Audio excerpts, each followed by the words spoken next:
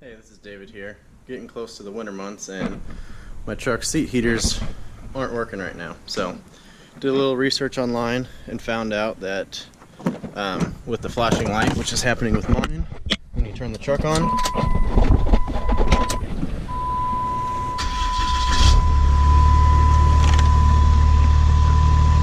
just have the top light flashing.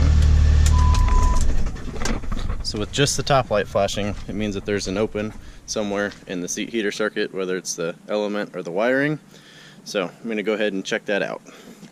If it's flashing just the bottom, it means there's it's shorted, and then if it's flashing top and bottom, it means that the element is failed. So first off, I'm going to take off there's 2 screws here, 1 screw here.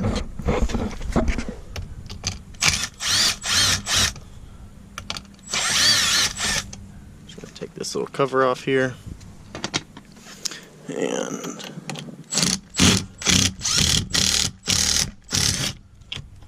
one there.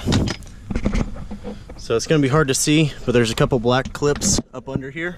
So you'll detach this one.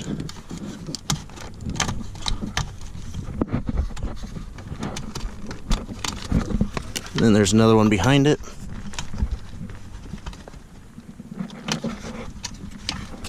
There's 2 more on the other side. That's going to be too hard for you guys to see. So I'm just going to do that one real quick. The front one, back, I'm just going to go in from the back to detach it. Alright, all 4 tabs are undone. There's 3 screws taken out holding everything on this side. So I'm going to go ahead and pop the cushion up. And there's this on the front that's holding the front of the cushion on. Pop this out and kind of unroll the seat to get the cover off of the cushion. And these are the clips that attach onto metal support under the seat.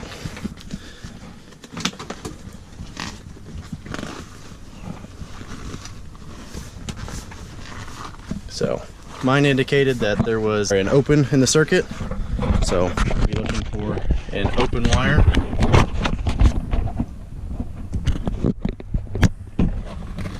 And then these are just held on with Velcro that's on the seat. Look at that. Alrighty, that was quick. So right here, where the element's been, or the wires coming out of the element, probably just worn from me sitting on it. So I'm going to go ahead and remove that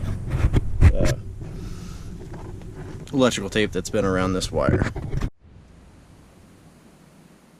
Alright, so I'm going to get this electrical tape off of here, just so I can gain access to this a little bit better. See what we're working with.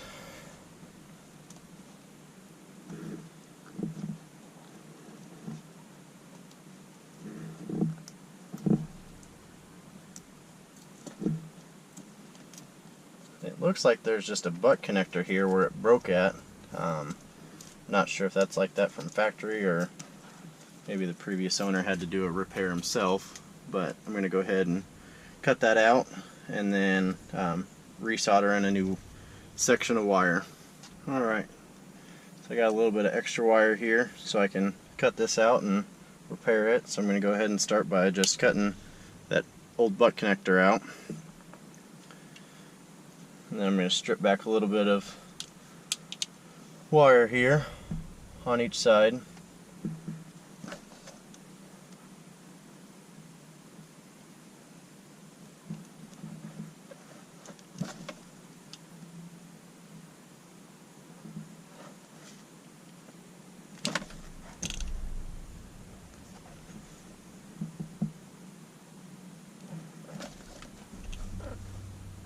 Alright, got that one visible.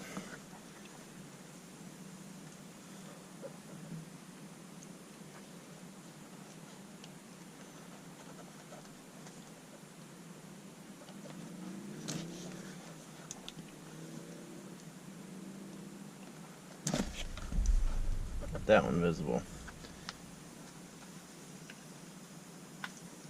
So I do have an extra section of wire, same gauge and same color, but I may end up just cutting that old section out and just solder those two together.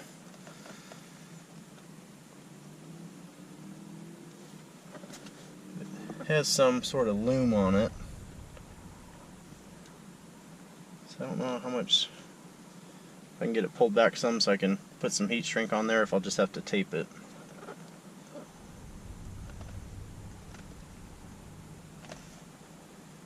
Get these two wires twisted together and meshing up, and I got my soldering iron going in the background just to have it ready.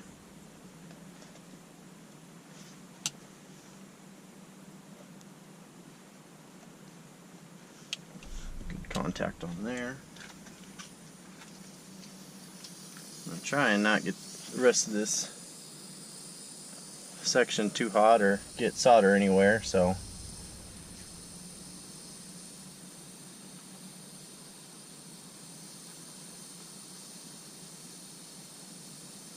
try to tin it on there and pull it across.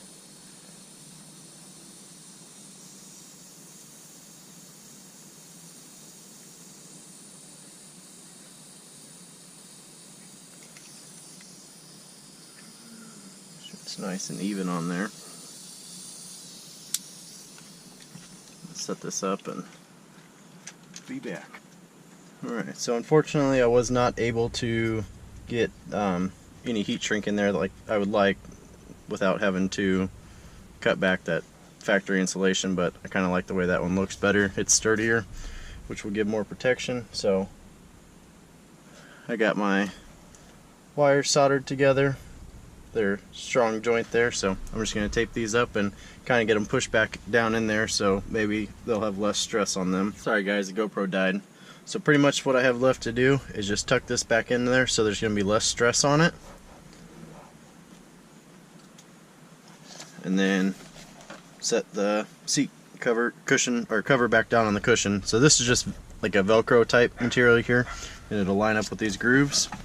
So we're just going to kind of fold it back down and then reclasp everything that I showed earlier. And then back together, there's just this handle here that has one screw on it, and then two screws that are on the plate for the seat controls.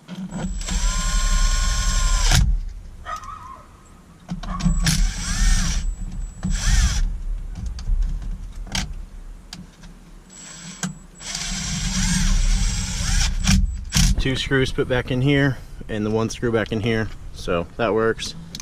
Controls work. I'm going to reclasp the plastic connections, but first off we're going to go ahead and check to see if it works. So normally when I turn it on, the truck fully on, it will flash,